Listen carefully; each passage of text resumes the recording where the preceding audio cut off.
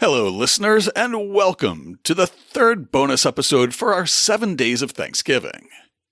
I cook a pretty traditional Thanksgiving dinner with turkey, mashed potatoes, cranberry sauce, mac and cheese, succotash, green bean casserole, and, if I do say so myself, the best daggone gravy that you've ever tasted. One of my favorite dishes to serve is a traditional bread stuffing that I make with sausage, apples, chopped nuts, and a variety of dried fruits. I guess what I make is technically considered a dressing because I got into the habit of stuffing the bird with a wild rice stuffing to keep it gluten-free, so now I cook my bread dressing in a separate dish, but it'll always be stuffing in my mind. Being a purist, I of course dice a loaf of bread myself and toast the cubes, but lots of people use a store-bought stuffing mix or breadcrumbs as the basing of their Thanksgiving stuffing, neither of which would be possible without Joseph Lee. Joseph Lee was enslaved in South Carolina till he was about 15 years old. But after moving to his adopted hometown of Newton, he earned a vast fortune as a caterer and a hotelier, never been quite sure. He lost most of that fortune, then earned another one through his patented bread machines that helped change the way Americans eat. Enjoy.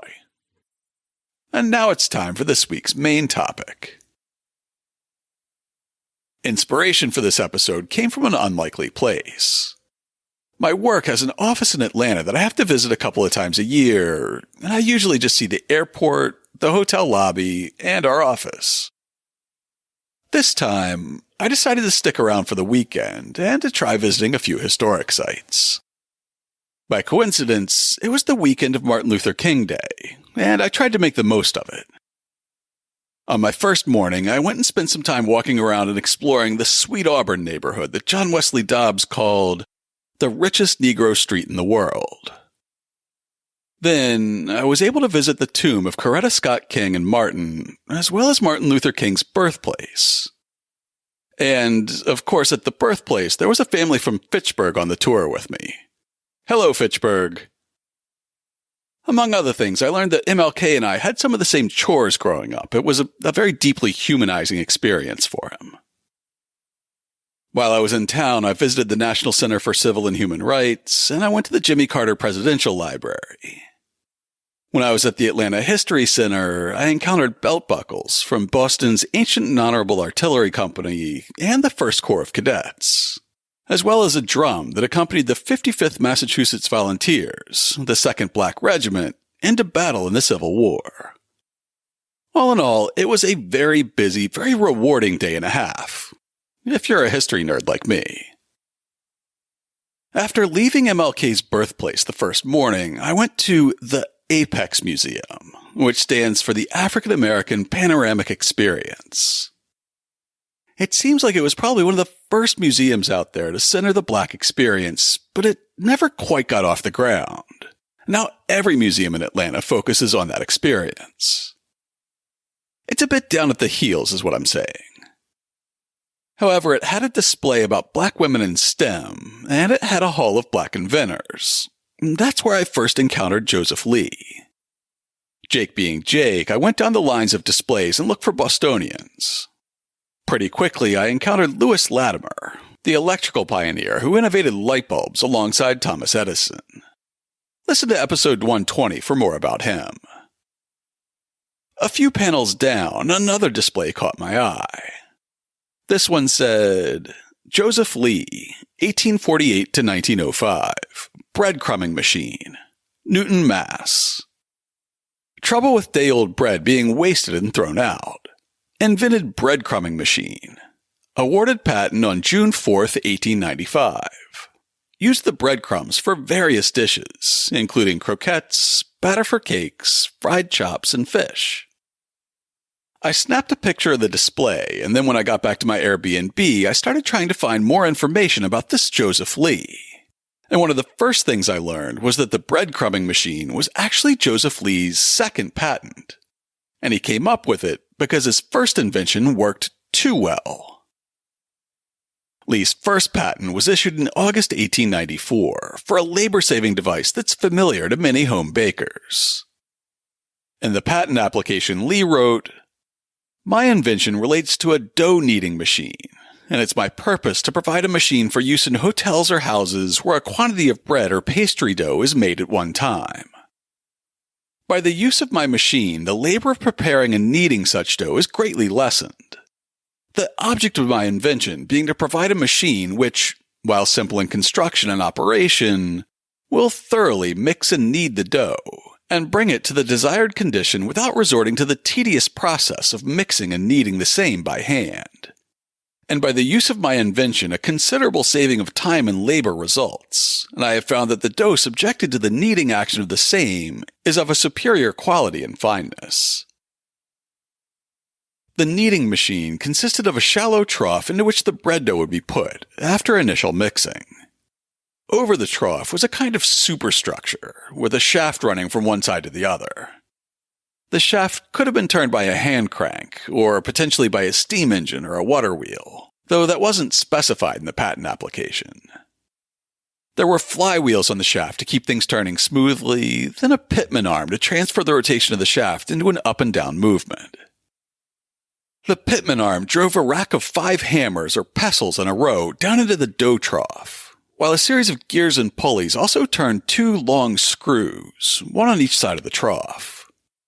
The patent application describes the magic that happens when the shaft is turned. The necessary ingredients having been placed into the dough trough, the rotary shaft is started and the rotary motion of said shaft is, through the cranks and pitman, converted into a reciprocating motion, which is imparted to the beam or head mounted in ways in the posts and having the depending arms and pestles. It is evident, then, that as the beam reciprocates, said pestles are driven with great force into the ingredients of the trough, and they are subjected to a powerful kneading action.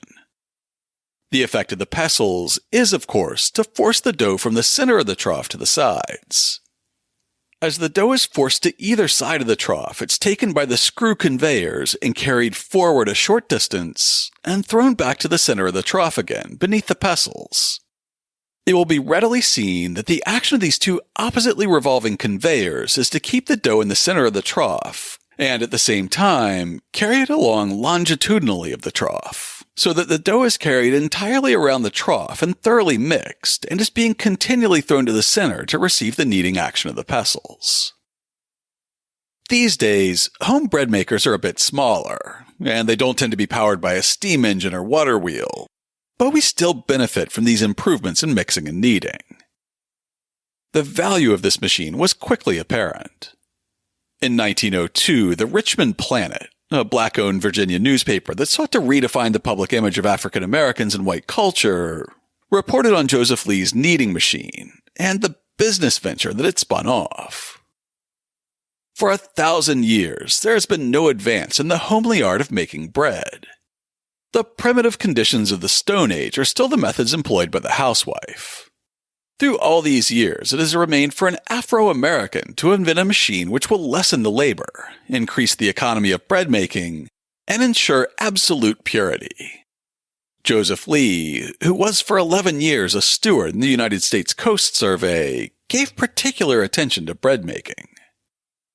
He noticed that the best bread was produced when the dough was most evenly and completely kneaded. In 1894, while the proprietor of the Auburndale Hotel, Mr. Lee invented his machine for the purpose of producing a uniform bread, but with no idea of revolutionizing the bread-making industry. While fashionable Boston came out to Auburndale to eat and carry away this particularly good bread, the inventor for 5 years carefully guarded the secret that his bread was made by machine and not by hand. When the secret was discovered, the National Bread Company was organized to exploit the invention of Mr. Lee. After the machine was developed, the miracle was discovered of making something out of nothing.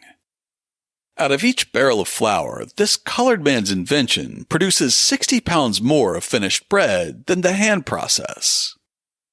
This is explained when it's understood that in the handmade bread, all of the flour is not turned into bread substance, but much of it is left in its natural state throughout the body of the bread.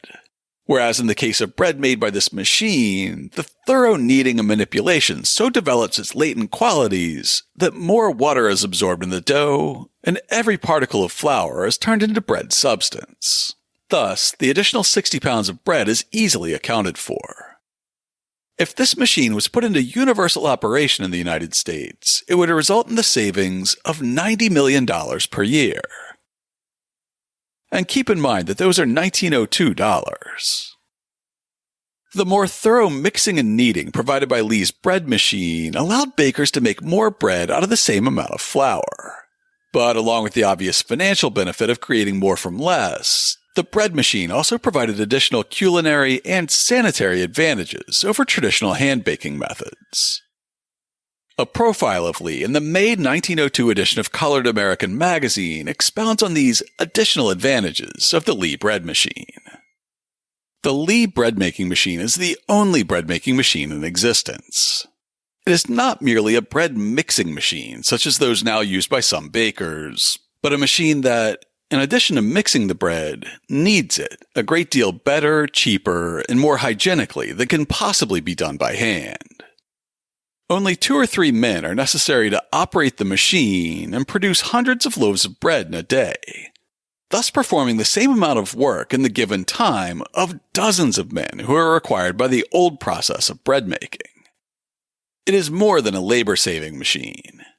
Kneading done by it develops the gluten of the flour to an unprecedented degree, and the bread is made whiter, finer in texture, and improved in digestible qualities. One of the most striking features of the new process, as introduced by the Lee machine, is that the thorough kneading develops the latent qualities of the flour and brings it to such a condition that it not only absorbs and retains more moisture, but thereby makes a more sound, palatable, and better-keeping bread. Without making heavy bread, this also increases the total weight of dough obtainable from a barrel of flour. The unsanitary conditions of nearly all such hand bakeries are not only disgusting, but dangerous to health. The kneading, baking, and handling of the dough and bread are done in dirty cellars, where fresh air never circulates, and where rats, mice, roaches, and other vermin abound. The kneading of the dough is performed by hand under these unfavorable conditions by men whose surroundings cannot induce fastidious or even cleanly ideas. A bread eater should not pause to think of these things, nor in summer to think that the temperature of the cellar bakery may have been over 100 degrees, and the man kneading the dough may have been perspiring profusely at the time. First of all, gross.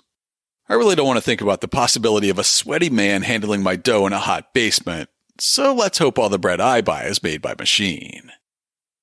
Second of all, kitchens using Lee's invention soon had an advantage and produced ever greater quantities of better bread.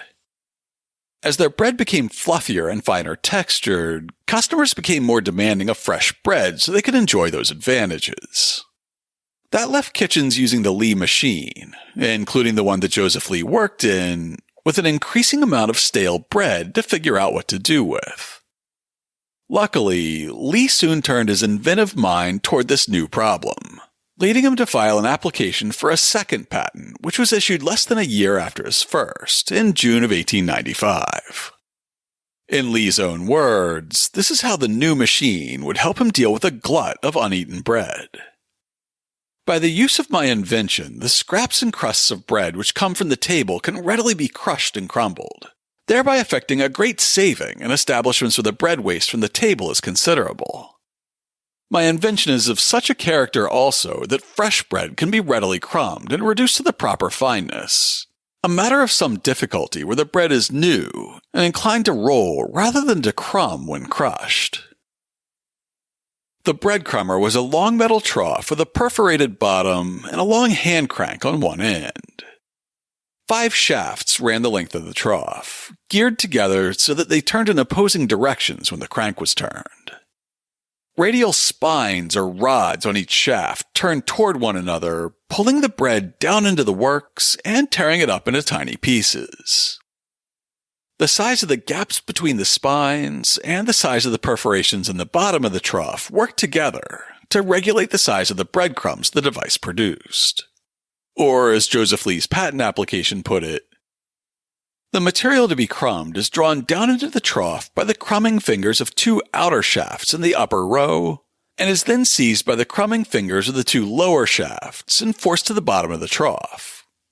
And if the crumbs are fine enough, they pass through the perforations in the bottom of the trough and fall into a suitable receptacle. If the pieces of bread are too coarse to pass through the perforated bottom, they're carried around by the two lower shafts and thrown up to the central shaft and one of the outer shafts to be carried to the top of the trough again, and thence to the crumbing action of the fingers a second time, and so on until the requisite fineness is attained. The fingers could be adjusted to produce anything from crouton-sized chunks to the fine breadcrumbs that soon took the place of cracker crumbs in most popular recipes.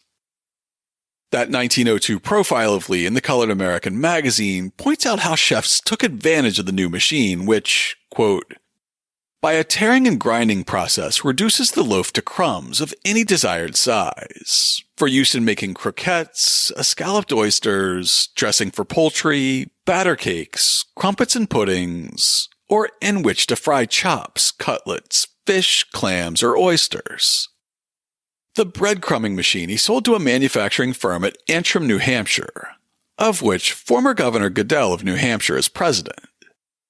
One large company, the Royal Worcester Breadcrumb Company of Boston, has, in a short time, built up a lucrative business by manufacturing breadcrumbs with this machine and selling the crumbs in packages similar to packages of oatmeal, cracked wheat, and other cereals.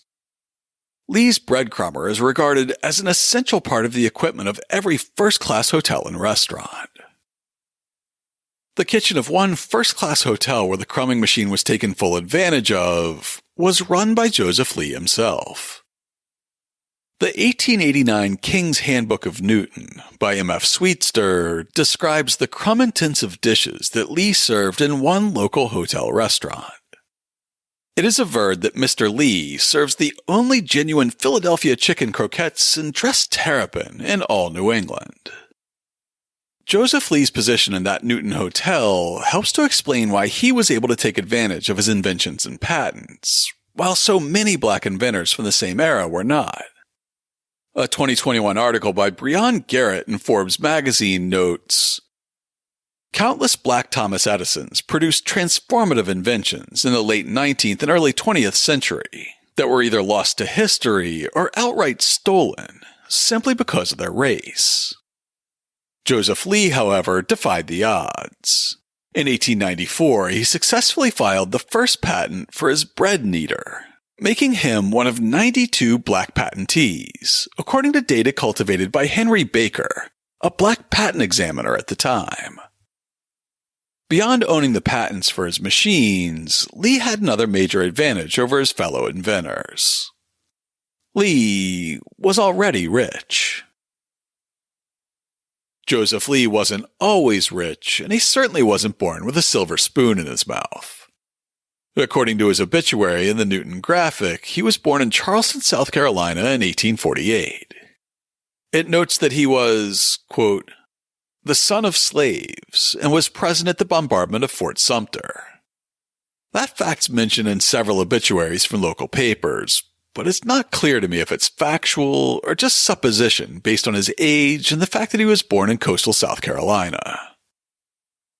Another thing that I'm not sure is 100% based in fact is Lee's early experience with cooking and baking, though the profile of him in Colored American magazine states confidently that his association with bread began while he was still enslaved. Mr. Lee has invented 2 bread machines. That both of his inventions should be concerned directly with bread and the bread industry will not appear singular at all when we know his career. The inventions are the logical outgrowth of a creative mind reacting upon its immediate environment. The first employment of any consequence that Mr. Lee had when a boy was in a bakehouse. There, he picked up much of the general business and some knowledge of the art of making bread. From that time until the present day, he has been almost continuously engaged in vocations having to do with the preparation and serving of food. During all his long and diversified career, Mr. Lee has been handling and making and experimenting with the staff of life, bread, And what a store of theoretical and practical knowledge of the subject he has thus accumulated. He is a bread specialist. He knows bread as a Greek scholar knows Homer. He is a bread scholar, but he also knows how to make the best bread, as well as to write or talk about bread. At some point, young Joseph Lee moved out of Charleston, though it's not exactly clear when. Anthony W. Neal picks up his trail in a profile written for the Bay State Banner in 2014. A Freedmen's Bank record dated January 30th, 1872 makes reference to a light-complexioned 24-year-old Joseph Lee, who was born and raised in Charleston and who listed Susan Lee as his mother. The record reveals that he was employed as a servant in Beaufort then. The timing of this move makes a big difference in the teenage Lee's experience of emancipation. If he was already in Beaufort, South Carolina by then, young Joseph Lee would have been freed in early 1863, following the first reading of the Emancipation Proclamation on January 1st by Thomas Wentworth Higginson under a tree that was ever after called the Emancipation Oak, just south of town. If he was still near Charleston, freedom wouldn't have come for another 2 years, until February 1865, when Union troops finally occupied the city, or shortly before that, as the siege lines closed around it. Although the documentation's sparse, our assumption that Lee was a baker while he was enslaved is supported by his first career after becoming a free man.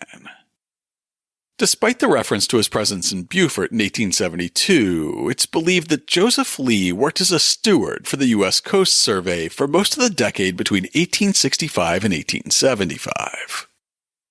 A forerunner of today's U.S. Coast and Geodetic Survey, the Coast Survey was America's first scientific agency, responsible for producing detailed navigational charts of the nation's harbors and maps of its shorelines.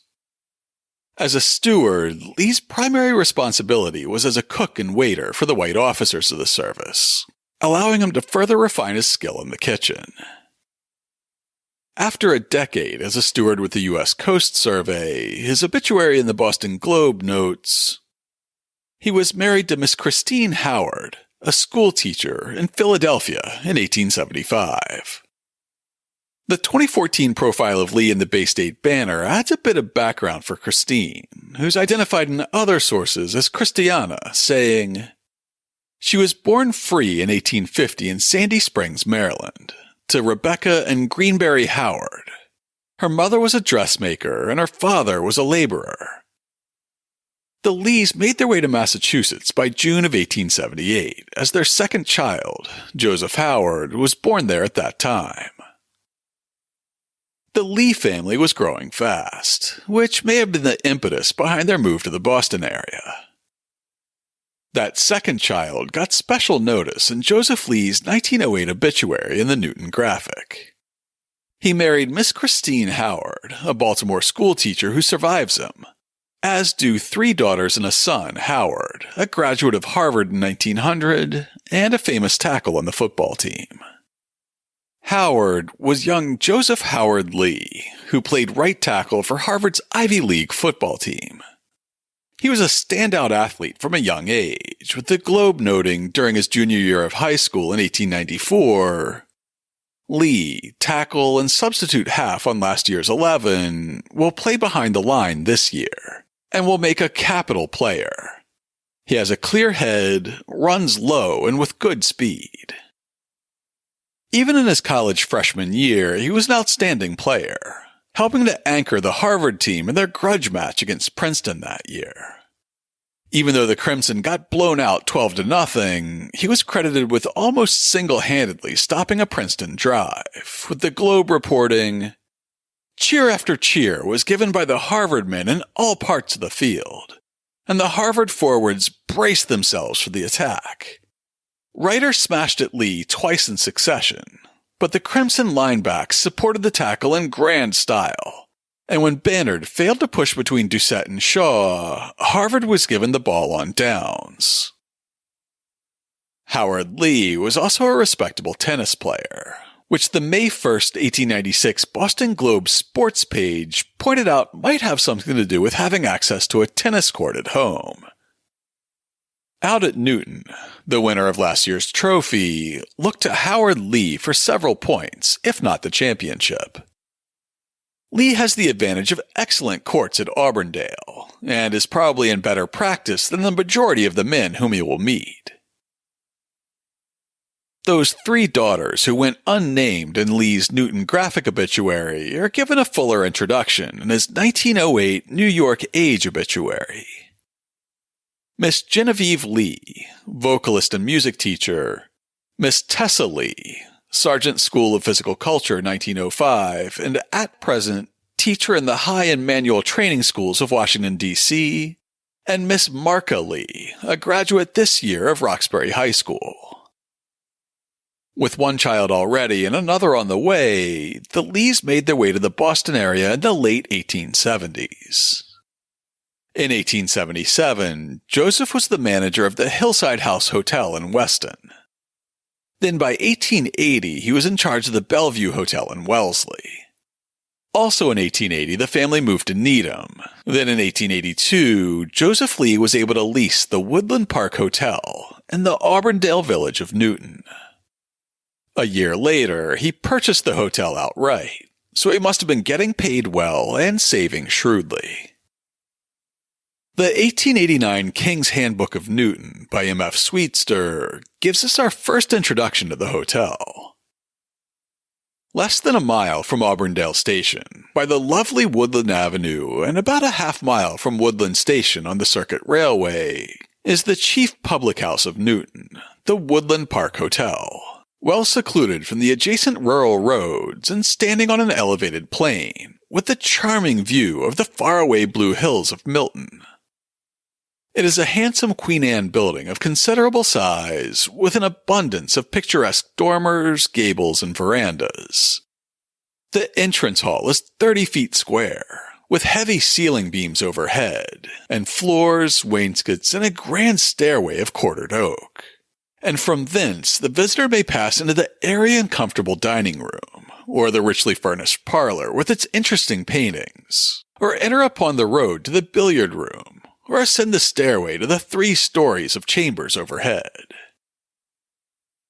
If you think that description of the location near Woodland Station on the Green Line and adjacent to Woodland Road sounds similar to the area around Newton Wellesley Hospital today, well, you're not wrong.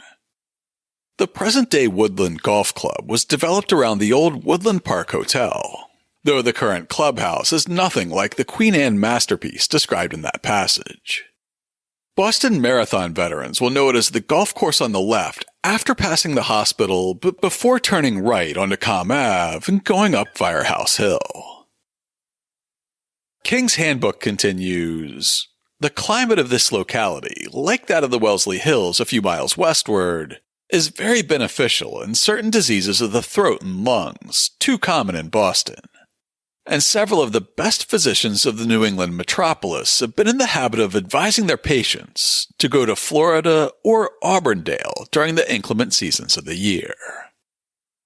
At certain seasons of the year, the assassin-like spring and the perilous late autumn, the hotel fills up with families from the Back Bay, the Faubourg Saint-Germain of Boston, whose delicate residents find security here from throat and lung troubles, and an environment of good manners and correct genealogies, while still within a half-hour's ride of their tall red brick or brownstone mansions. The Woodland Park Hotel became known for fine dining and lavish accommodations, whether you were there for a weekend or for a season. The sorts of Back Bay families who believed they needed to announce in the Globe where they'd be spending their winters spent them at Woodland Park. The dining room at the hotel hosted groups of all types, from Boston physicians in need of refreshment on a sleighing trip in Brighton, to the bicyclists of the Boston Wheelmen's Union on a group ride, to the official 200th anniversary celebration for the town of Newton. As part of its reputation as a healthful retreat, the hotel was also a venue for athletics.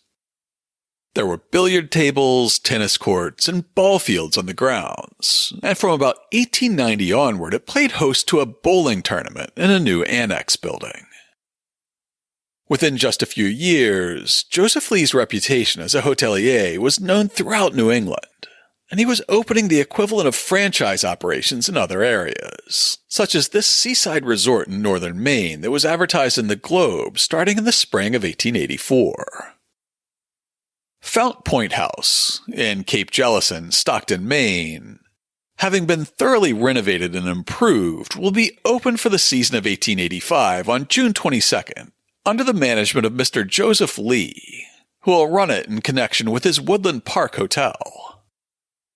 Also during 1884, there was an incident at the Woodland Park Hotel that has little to do with our narrative about Joseph Lee, but it's so closely tied to a fan-favorite episode that I feel like I have to mention it. Longtime listeners will recall our show about the cattle drives and cowboys that brought beef to the Boston market via Brighton's vast stockyards, which aired as episode 99 in September 2018. One of the dangers of driving cattle overland to market that we noted in that episode was that steers would sometimes escape and rampage through the streets of the Boston suburbs. Well, the Boston Globe's July 29, 1884 edition took note of such a rampage, one that ended nearly on Joseph Lee's front steps. The escape of from 15 to 20 steers out of a drove, which was being driven through Wellesley last Thursday, has been reported in the Globe. 9 of these steers have been shot. One was killed in Auburndale yesterday, near the Woodland Park Hotel, by Officer Harrison.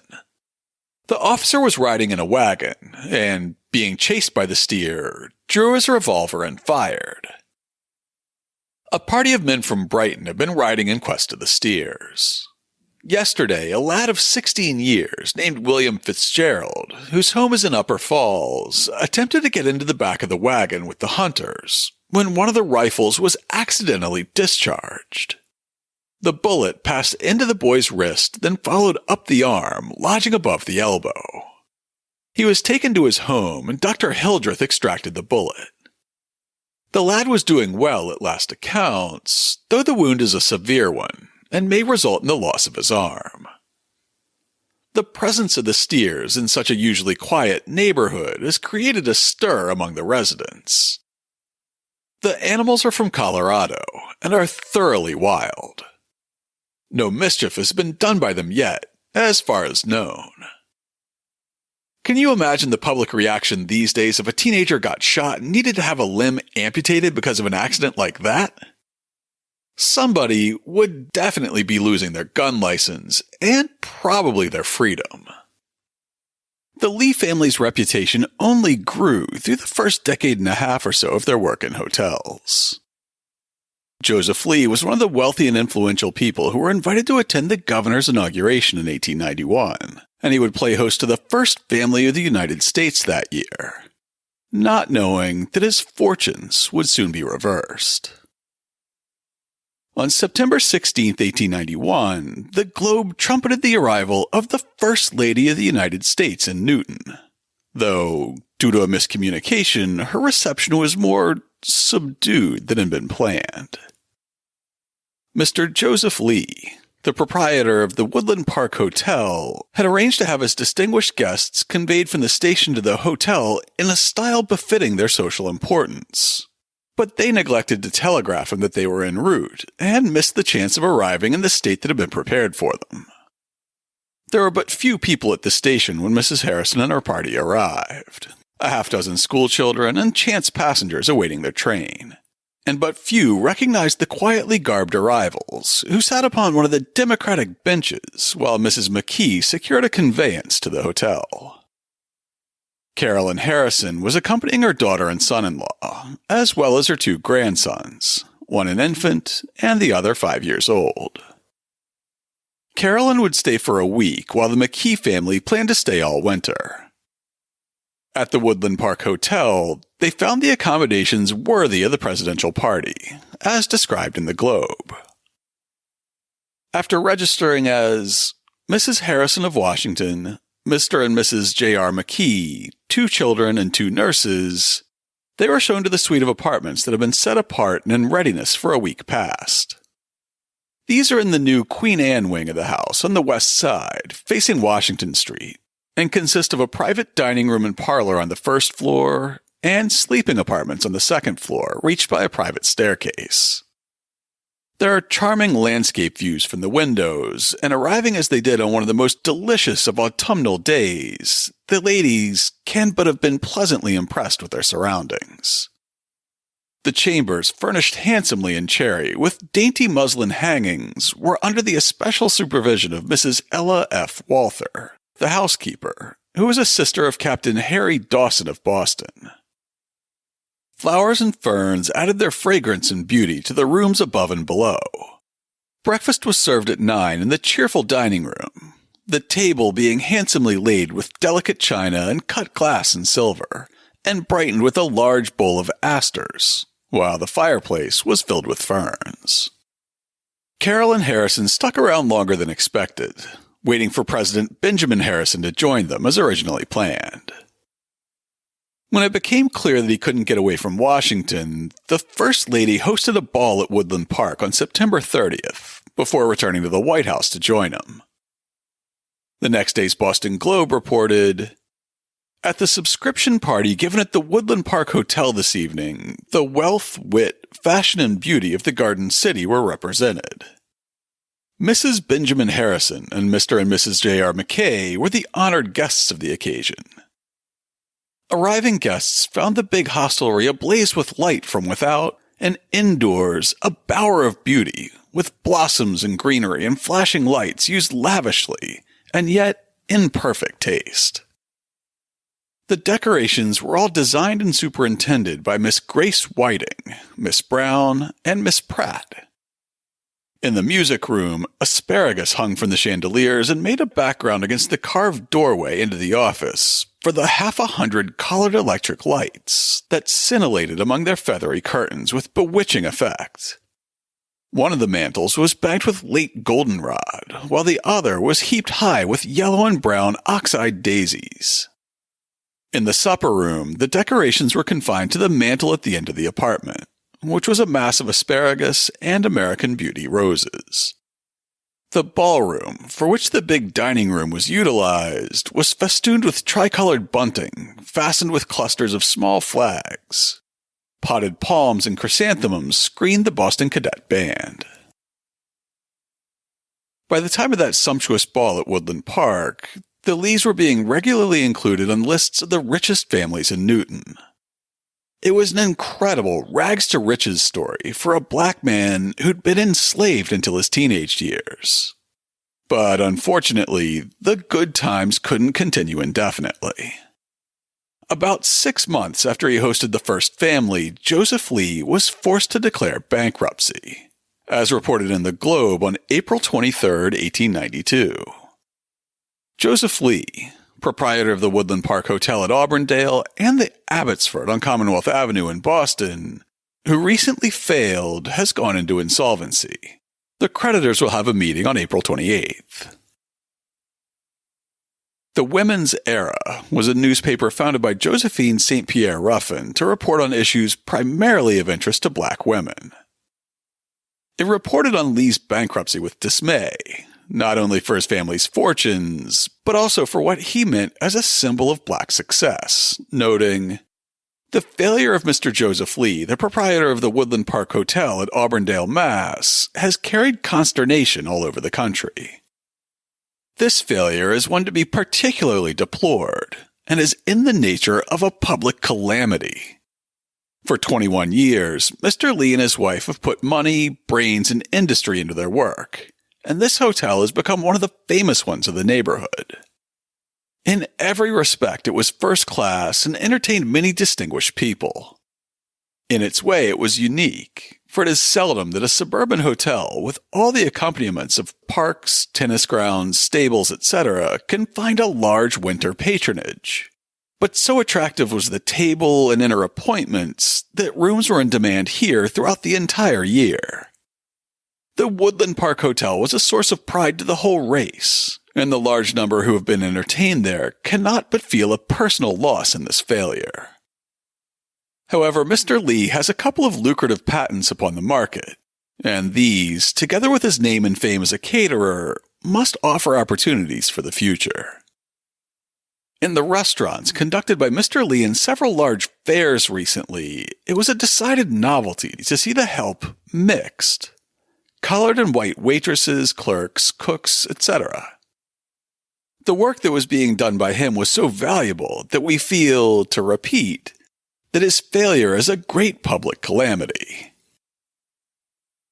Reflecting on the bankruptcy from a comfortable vantage a decade into the future, the 1902 profile of Lee in Colored American magazine credits the hotelier with pulling himself up by the bootstraps for a second time. The traits of his character which stand out most prominently are late and early stick-to-itiveness, courteousness, and cheerfulness combined with a never-failing sense of humor. His courteousness is the natural product. It arises from a genuine consideration for others. It is prompted solely by a sense of brotherhood. His cheerfulness has endured in the midst of financial difficulties and reverses bordering on serious disaster. His failure at the Auburndale Hotel would have thrown into lasting dejection a man of less composure and cheerful determination. But Mr. Lee at once moved with his family into Boston and opened up a new business, which he rapidly developed into the Lee Catering Company on Boylston Street in the exclusive Back Bay district, where he today enjoys a large and wealthy patronage. Lee's rise back to success was more complex than Horatio Alger or the Colored American magazine would have you believe.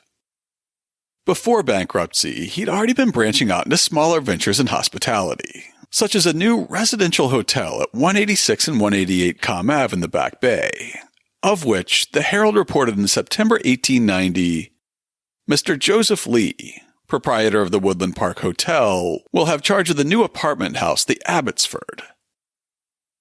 An ad in the Boston Daily Transcript noted that suites of 3, 4, 6, or 7 rooms, plus bathrooms, would be available starting on January 1st, and advertised that the hotel would boast a, quote, restaurant by Joseph Lee of Woodland Park Hotel. An article about Lee by the Quincy Historical Society explains that this diversification of his portfolio, though valuable for his breadth of experience, coincided with a nationwide financial collapse. Unfortunately, the timing of Lee's business expansion could not have been worse. A deep recession in 1891 adversely affected Lee's businesses. In May 1892, newspapers around the country reported that Lee had assets of $75,000 and debts of $103,194. The Detroit Plain Dealer reported on May 13, 1892, Mr. Lee has gone into insolvency. He was an enterprising colored man and strictly attentive to business. Therefore, his many friends regret this turn in fortune. The Panic of 1893 and subsequent depression sealed Lee's fate. Lee had to give up the Woodland Park Hotel and Hotel Abbotsford businesses. Though he wouldn't be running his own hotels, Lee's catering businesses and the revenue from licensing his bread machine patents allowed him to slowly rebuild his fortune. By 1895, he was again listed as the proprietor and caterer at the Woodland Park Hotel, though not the owner. Soon enough, he was entering into the uncharted territory of amusement parks. In June of 1897, a new attraction opened on the banks of the Charles River in Auburndale. Named after an imaginary Viking settlement that an eccentric local businessman believed had been built in Weston and Newton, Norumbega Park advertised itself as Boston's famous pleasure resort. The Comm Ave Street Railway Company had opened the park to try to tempt more riders into taking their trolleys all the way to the end of the line, and admission to the park was included in trolley fare.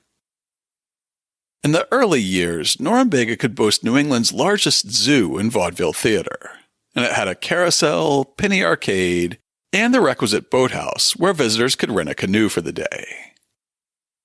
Over the years, it added more attractions, like a Ferris wheel, bumper cars, and a large ballroom where big bands would perform for a nationally syndicated radio audience before the park's decline when automobiles took over after World War II.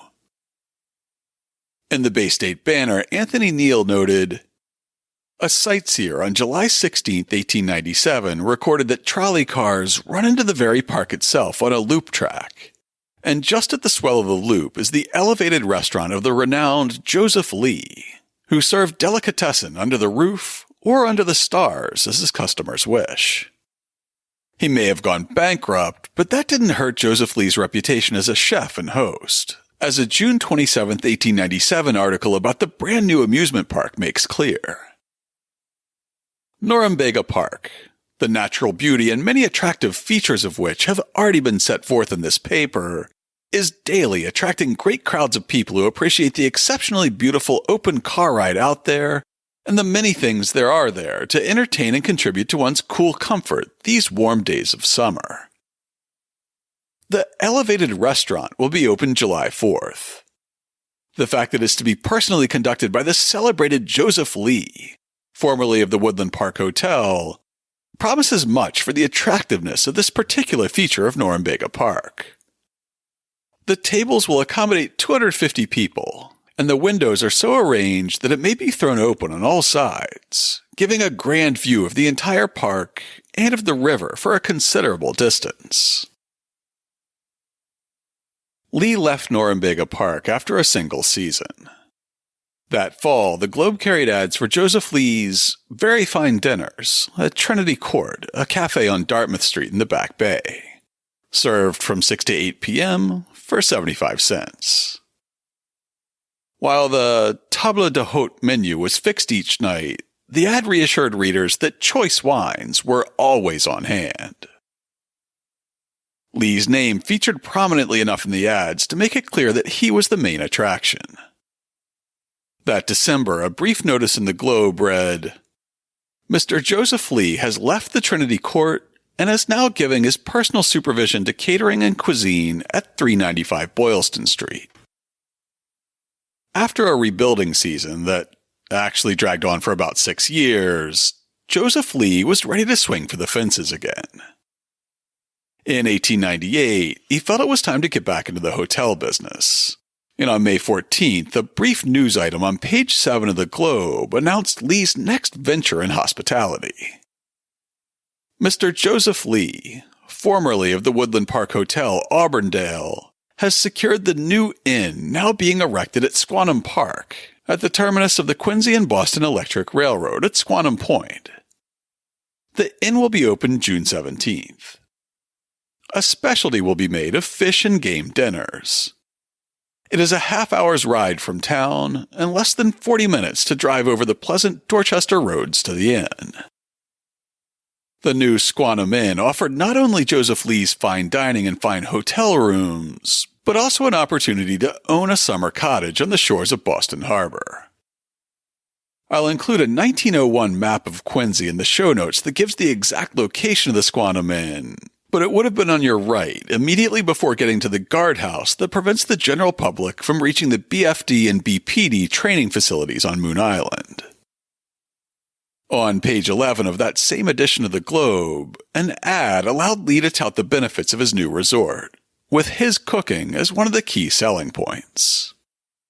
This beautiful high land overlooking the shore of Dorchester Bay, the finest building land for the seashore, or all year-round houses, is offered for sale. City of Boston water, electric lights, and telephone service already on the property. The roads are being laid out and built, several houses to be built at once. Squantum Inn is to be opened June 17th, under the management of Mr. Joseph Lee, formerly of the Woodland Park in Auburndale. Fish and game dinners to be a specialty. Come and see the land.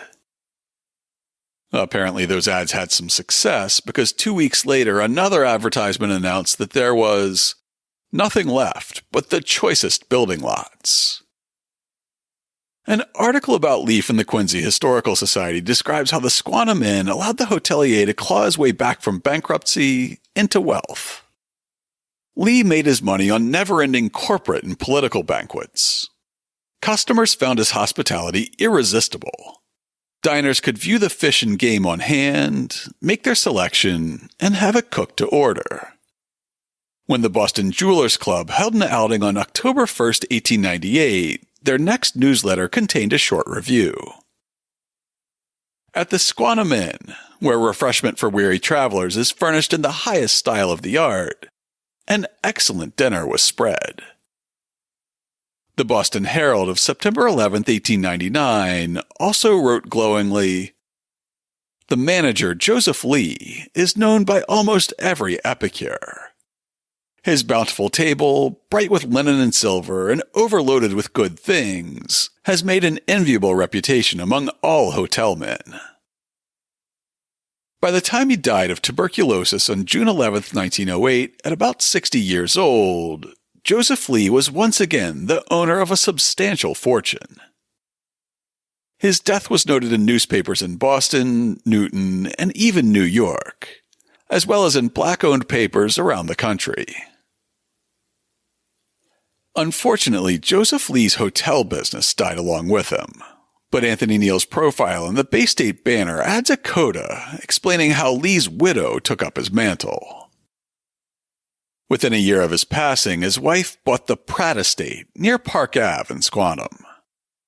There, she opened a restaurant similar to the Squantum Inn, and in memory of her husband, named it Lee's Inn.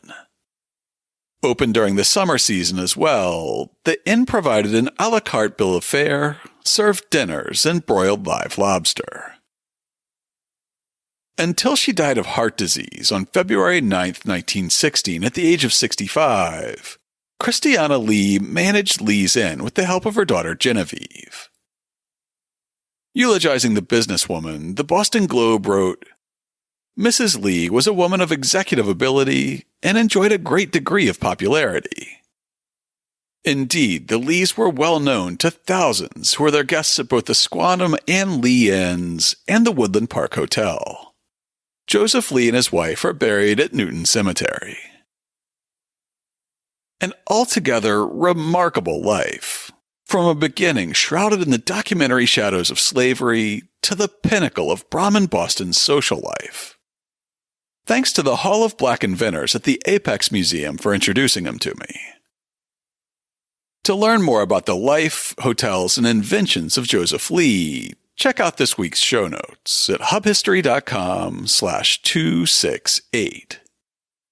I'll have links to all the sources I quoted from this week, including the Colored American Magazine, the Richmond Planet, the Women's Era, King's Handbook of Newton, and a ton of articles from the Globe. I'll link to Lee's obituaries in the Newton Graphic, the Boston Globe, and the New York Age, as well as modern profiles of Joseph Lee in Forbes and the Bay State Banner. Plus, I'll link to online copies of Lee's patent filings, so you can see diagrams of the kneading and crumbing machines that he invented. I'll also include pictures of his hotels, as well as 1886 and 1894 maps showing exactly where the Woodland Park Hotel was, and another one from 1901 showing the Squantum Inn.